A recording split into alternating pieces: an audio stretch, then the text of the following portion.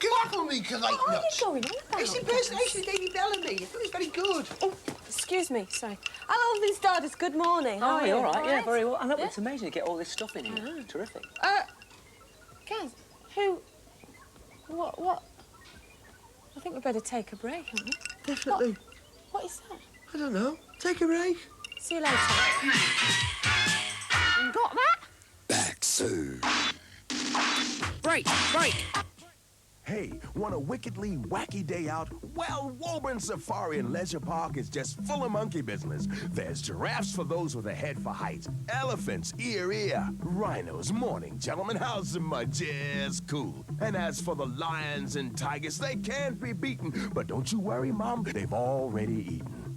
A Woburn Safari with its amusement and picnic parks makes a great day out for all the family. Off the M1, junctions 12 or 13. It's just wild. There goes Alan and Tita. He eats his ants by the meter. I hunt them in hills and under rocks, but I'd rather have a bowl of Cocoa Pops. Oh, yeah. Kellogg's Cocoa Pops taste so chocolatey, they even turn the milk brown, so I'd rather have a bowl of Cocoa Pops.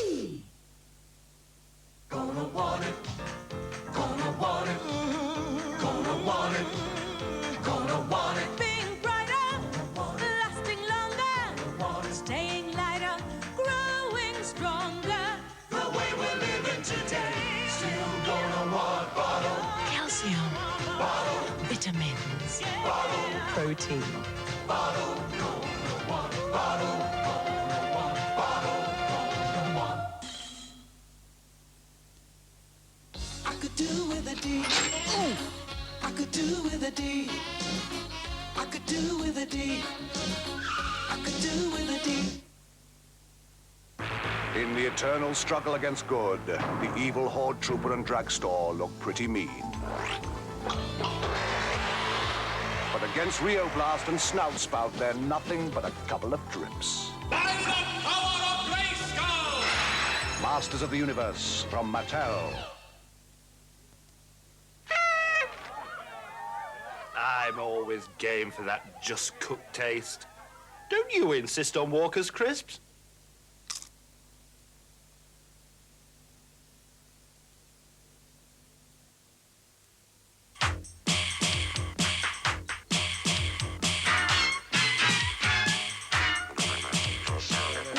Now, you may have noticed that before the break we were joined by a rather giant and mysterious panda for no reason. Yes, come on, I think it's about time you revealed yourself. Who are you? It's not going to come off. Oscar-winning performance. Michael! Hello. Good morning, Michael Bassett. I might have known. Come on then, Michael, what are you doing dressed in that panda costume? Well, it is European Year of the Environment, and lots of organisations are involved, and one of them is the World Wildlife Fund. And of course, the symbol of the World Wildlife Fund is the panda. I've got a little something on that subject presently. Yes. Are you two in cahoots about this then? Alvin, what's your involvement in I think we're both into conserving wildlife and things like that. And of course, being the European Year of the Environment, it starts now and goes on for a whole year. And what we're going to talk about later on today, as you know, is how you can all get involved in it, personally. Are you involved? I'm terribly involved. I mean, you could be the director of one of the largest companies in the world today by just joining the European Year of the Environment. And just being more concerned in what's happening in and around the... We know what's going on, don't we? Pollution in the rivers and just general destruction of the environment. We've got to try and stop it, do something about it. Yeah. And Michael, what are you going to be talking about? Well, I'm going to be talking to Gaz a bit later about how to get out there and see it. Because the environment's all around us, and in this country we're so lucky. Get out and see it, what to look for. Get your panda suit on and right. Well, go on, it's time for your very special phone call then, isn't it? All right then, if you're pressing me, come through into engineering with me, because once we're through here, I can do one of my famous phone calls. Now, you may or may not know that the president of the World Wildlife Fund is none other than His Royal Highness Prince Philip. And he's on the phone now from Buckingham Palace. Your Royal Highness, good morning. You work obviously with the World Wildlife Fund, and their most publicised project is the work with the giant pandas in China. Could you give me and the people who are watching Get Fresh at the moment an update on how things are in China with the pandas? The panda is the fund's sort of symbol, so we, I suppose, take a rather special interest in the animal. The problem really has been that over the last sort of 20 years, there's been a lot of human encroachment into the forest areas on the western side of China, where the hills go up into Tibet. And the panda population has been divided up into little pockets of sort of 20 or 30 animals in each pocket. And the great danger, of course, is that the remaining bamboo forests in which they live will disappear, and which means that the pandas won't be able to survive in the wild. Of course, the whole purpose of the exercise is to try and arrange for the areas in which the pandas exist to be protected against further encroachment, and if possible, to replant sort of corridors between the areas where the pandas are still existing in the wild. What is it that individuals can do to get involved in aiding conservation? Well, in this country, practically every county has a naturalist trust, which is something that anybody could join if they're interested. There are, of course, a number of other national organizations, like the Royal Society for Protection of Birds, for instance. There's by making regular contributions to the Worldwide Fund for Nature. I think in actual behavior, I think the important thing is not to, for instance, collect eggs is quite important, not to disturb areas where animals, and particularly birds, are breeding during the breeding season, not to leave litter about, and particularly plastic litter, because animals can get into bags and into nets and into those rings around the tops of beer cans, and that strangles them. So I think really to be tidy in the countryside and join a natural history organisation of some kind. Your Royal Highness, thank you very much indeed for your time this morning. Thank you. Oh, great stuff. Right, follow that, Charlotte. Well, guys, I don't quite know how we're going to follow that, but of course it is European Birdwatching Day today, and about the only thing we can follow that with is this magnificent golden eagle, which Terry Pickford has brought along today. Good morning. Good morning. It is magnificent birds, aren't they?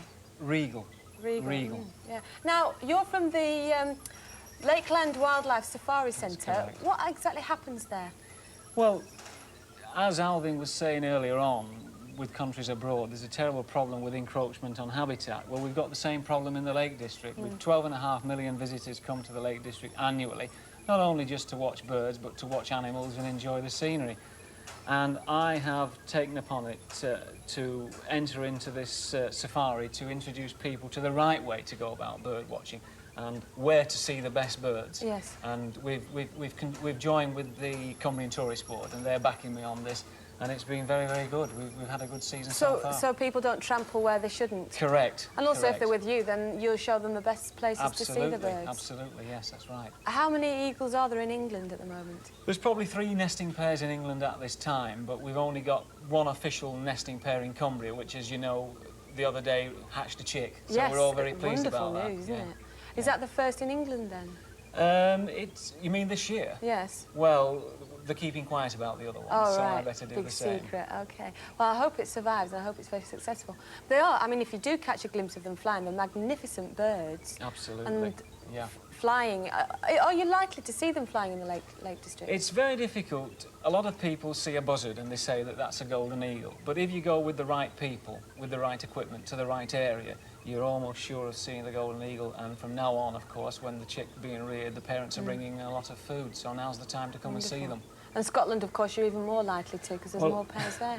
That is becoming a problem. We've got 420 pairs in Scotland.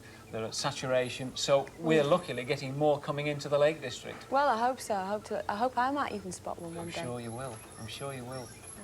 What a wonderful, wonderful animal. I know Michael had snakes on the programme last Saturday, but I'd much rather have wonderful birds like that. Now, I'm trying to think some kind of tenuous link between all that and these people who are with me here now. Broke Won't! Joining me this morning on Get Fresh, Tom Bailey and Alana Curry from the Thompson Twins. Good morning. Good morning to you. You are the Thompson Twins in total these days, aren't you? Yeah, there's only 2 of us left, unfortunately. Joe left, end of last tour, sort of walked out of a hotel room in Japan and said he's not coming back, got married, lives in Hollywood. What was it that did it? Is it touring that sort of gets you down? Partly he also fell in love. Fell in love, you know, wanted to settle down. And in a way you can't blame him because it is tough travelling all the time. You never really get a chance to live in one place and enjoy friendship, you know. You're about to start off on the tour again now, aren't you, as of Sunday? Yeah, and tonight we play our first gig in Nottingham. How do you feel about it? Oh, no, not again. You know this? Yes, it's terrible. We haven't played for, 14 months. A chance to have a look at the video, I think. This is the new one, The Long Goodbye. You look a bit sombre in this, you two, don't you? Well, it's a sad song. Sad song, mate. Sad song. Thompson Twins' current single, new single, The Long Goodbye. You're going to spend a long time promoting that now, aren't you? We're going on tour. We won't be home until October, I think, so it's a long one. You're going to be away from home till October. Takes Yeah, us... we're going to be touring the States for about 3.5 months, then Australia, New Zealand, Japan, and back to Europe. America takes the longest time to tour, doesn't it? Well, it's a big place. How do you get around then? Do you fly or what? No, we get around in buses. We have done a few things where we've flown, but it's a big deal when you have to get bags on and off planes. If you have a bus, you have bunks in the bus, so you can sort of crash out. You can come out after a gig, go to sleep, and wake up in the morning here in the next city, you know, which is quite Make sweet. a home on this rolling... How many of you are on the one bus then? There's about 9 on the band bus and about 300 on the crew bus. Does it get a bit smelly and sweaty? Not on our bus, because the band bus is Very sort of a higher quality of civilization. Who washes your socks and stuff when you're on tour then? A wardrobe person. You Everything? have everything. You Oh, have my- everything looked after. Oh, Maud cons. Thanks very much for coming in. Listen, I'll let Charlotte chat to you a bit later. I know she's got a couple of things she wants to ask you, so don't move from there. Okay. Right now is the... Oh, you're over there, are you? The good man, Mr. D. Duck, Esquire. Donald? Yeah, Donald. I don't know, even Donald Duck's getting into the wildlife idea these days. Now, you're also involved in wildlife and environment. Tom, what's your particular interest? Well, for a long time we supported something called CND, which is, you know, is the campaign for nuclear disarmament, because we thought that well, people should be at peace with each other, you know, not fight wars. But I think a lot of people are realising now that we've been waging a war against our environment, never mind other people. And it's had such disastrous consequences, you know, and it's very good to see groups like Greenpeace, for example, you know, who are internationally concerned with the environmental issues, taking a few things on board and getting things rolling in that. Alana, are you involved in Greenpeace? Yeah, in CND more than Greenpeace. I just get really disturbed that so much waste, nuclear waste, is pumped into the oceans and pumped into in the land and everywhere else. It's time we all realise what we're doing to where we're living. Yeah, and it's going to really destroy a lot of things. Yeah, thanks a lot for coming along. Now it's time to test your wits with the Cosmic Countdown kids, and I think it's all to do with natural history this morning, which is very appropriate. Yes, indeed, a natural history Cosmic Countdown it is. And playing Cosmic Countdown today, we have Chris. How you doing, Chris? Fine, thanks. And how are you, Sarah? Fine, thanks. Equally good and loud people. We tossed the coin, Chris got the moon questions, and Chris gets to play first. The idea is you've got about 3 minutes to get your countdown down before we count down the ship's countdown, whatever that means. OK, a bunch of questions right, you lose a point and gain a point. Right, Chris, how many legs has a spider got? 8. Absolutely right. Down one. Your bonus question. What is a group of fish called? School. That's absolutely right. Or a shoal. Well done. 2 points. 8 plays 10. Sarah, your first question. How many legs or tentacles does an octopus have? 8. Absolutely right. Your bonus question. What is a group of lions called? Pride. Absolutely right. 8 plays 8. Chris, it's a draw. Let's move ahead. It's a joke for you. What's the difference between a flea and an elephant? An elephant can have fleas, but a flea can't have elephants. Absolutely right. Beautifully said. Your bonus question. Do you still find bears in the wild in Great Britain? No. Nope, they were extinct 600 years ago, sadly. Sarah, your question. What goes zub, zub? A bee flying backwards. Absolutely right. Do you still find wolves in the wild in Britain? No. No, they went extinct 400 years ago. So look at the scores. It's a draw at the moment, 6 plays 6. Chris, what do the initials WWF stand for?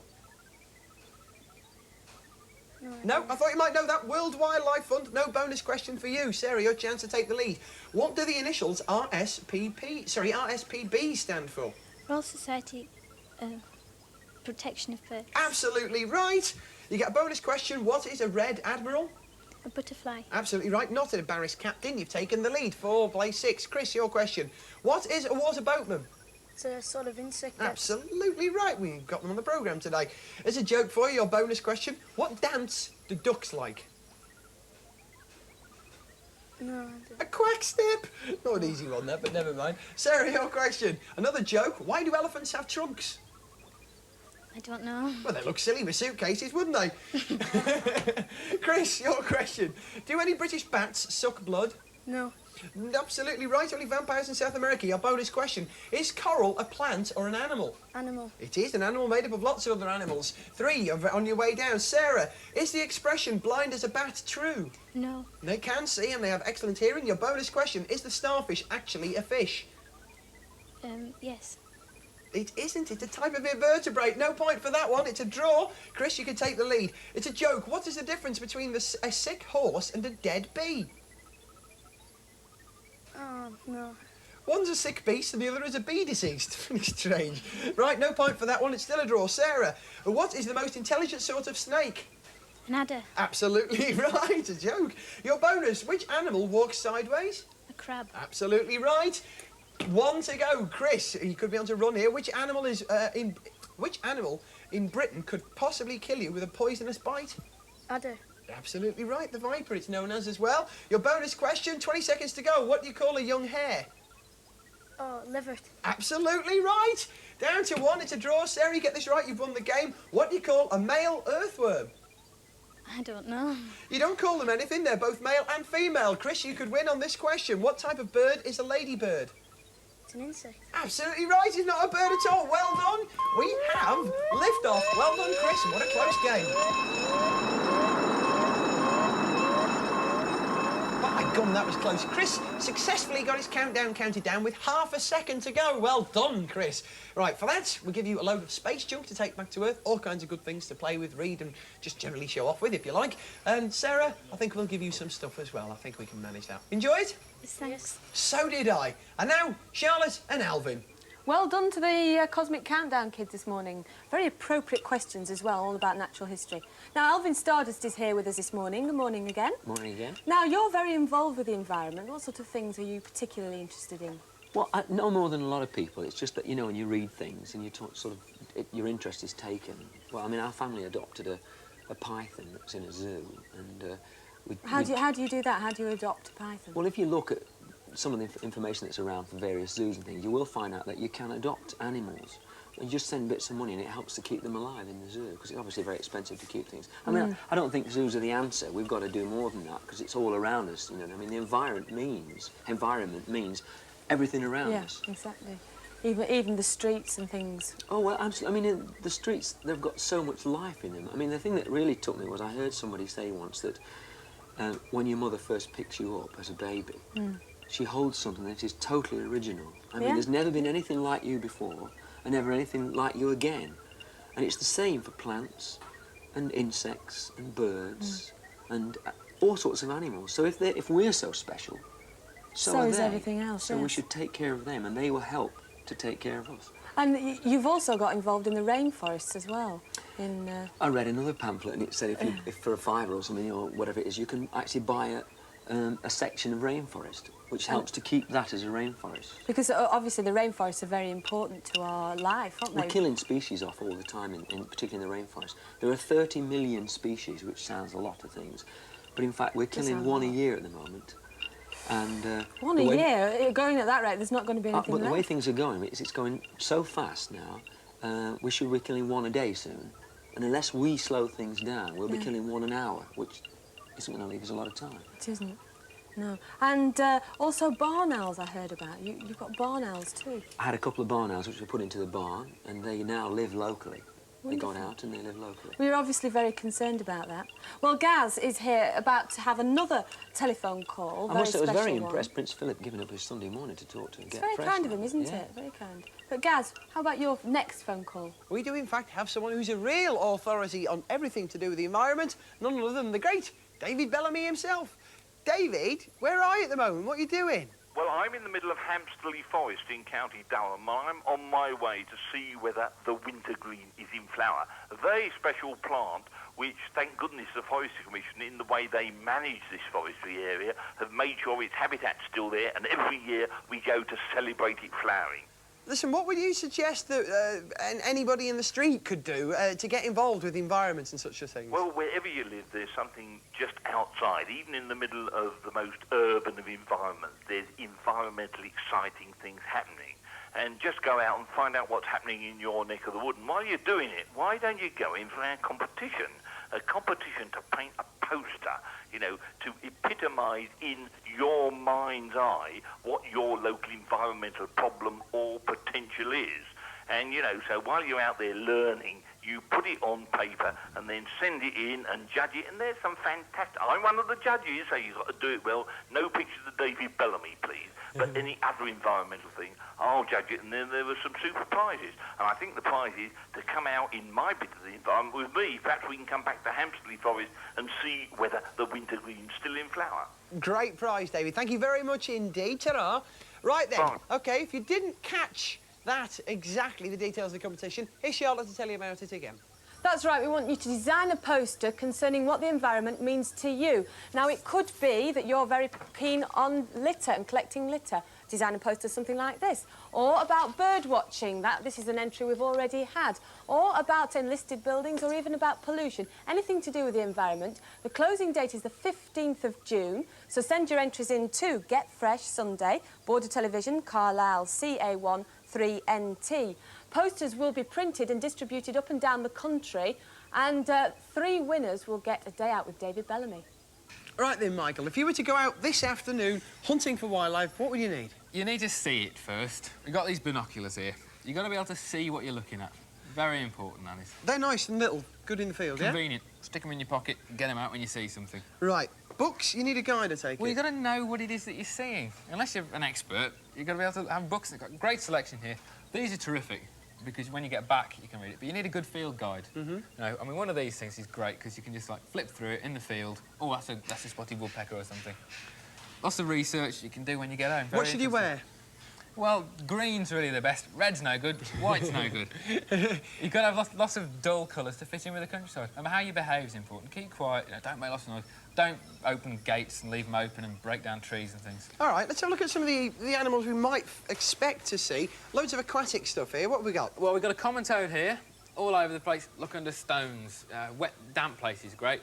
Common frog, more sort of open water. If you've got a garden pond or a pond near you, go down and have a look at them. So you might find those in the city? That's right, in the city, fairly common. One here that you're not going to see, it's a natterjack toad, and they're really confined to the northeast, really. And down here, again, if you've got a pond, you've got the newts. The great crested newt in here, palmate newt, smooth newt. You see them all over the place, except for the great crested, which is getting quite rare now. So in the cities, if you've got a pond or water nearby, go to it and have a look. Now, some of the stuff that you might find in any pond, even in like a pond at the bottom of your street and stuff, if you've got such a thing, this can be fun, can't it? Yeah, these it's like mini environments. You've got snails and water boatmen and tadpoles and little creepy crawlers. Great. Go down, jam jar, little net, have a look, and then you've got to go back and identify, which is half the fun, really, isn't That's the fun, actually, using your book to see, oh, I saw one of those today. Yeah, but in water, be careful, because you can fall in, all that kind of stuff. Who's this in here? These are harvest mice, the smallest rodent in Europe. Wonderfully cute little things. But you're very lucky if you see them, because they're like dense undergrowth. So that's out in the country, strictly? Out in the country, really, yeah. These trout? Rainbow trout. Now, trout, a good indication of how healthy your water is. If in your stream you've got trout, brown trout or rainbow trout, then you know it's well oxygenated, nice and clean. You're going to get lots of other life there. Very important. What are these ugly little critters here? These are baby carrion crows. Now, this time of year, you've got lots of birds about, baby birds especially. And the thing is, you're going to take them out of the nest. Now, don't do it. Leave them well alone, because they're very hard to look after. So never, ever take birds from nests. Never, or ever eggs. do that. You've been told. Yeah. Right. Now, Becky, you can see lots of these in the city, I believe. Yeah, they're moving into the cities now. You can hear them more than anything, because you can't see them. But they're beautiful animals. That's the urban owl? Urban owl, tawny owl. Oh, no. Do we have to do snakes again? Quick one of snakes. Grass snakes all over the place. Yeah. By water especially. Smooth snake, very rare. Rarest reptile in this country. And the common lizard, you know, building sites are the best. They're like basking on the bricks. See lots of them at building sites. Yeah. Now, what are these? You don't see these in Britain, do you? The real-life Chippendale, the North American chipmunks. And they're great things. Active, but of course, you have to go to America to see them. Ah, they're gorgeous.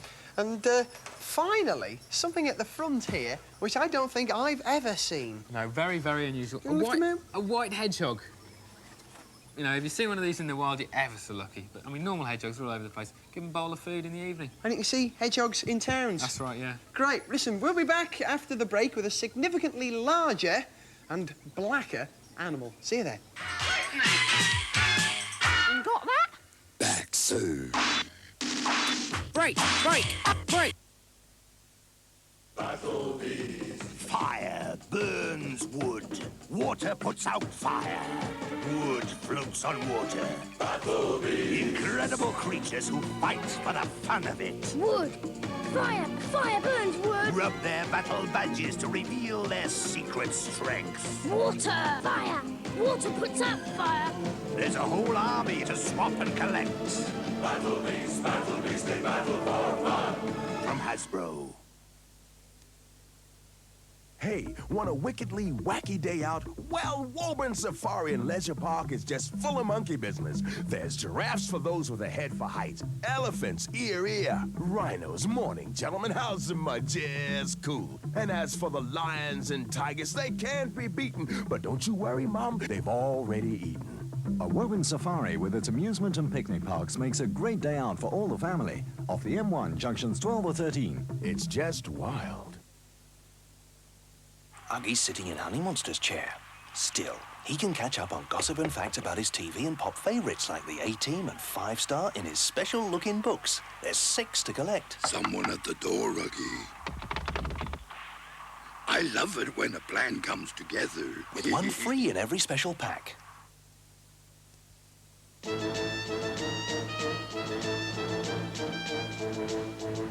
Pull in! Present! Out! Present! Out! Your light! Off with his head! Lego Castle mini packs for mini epics.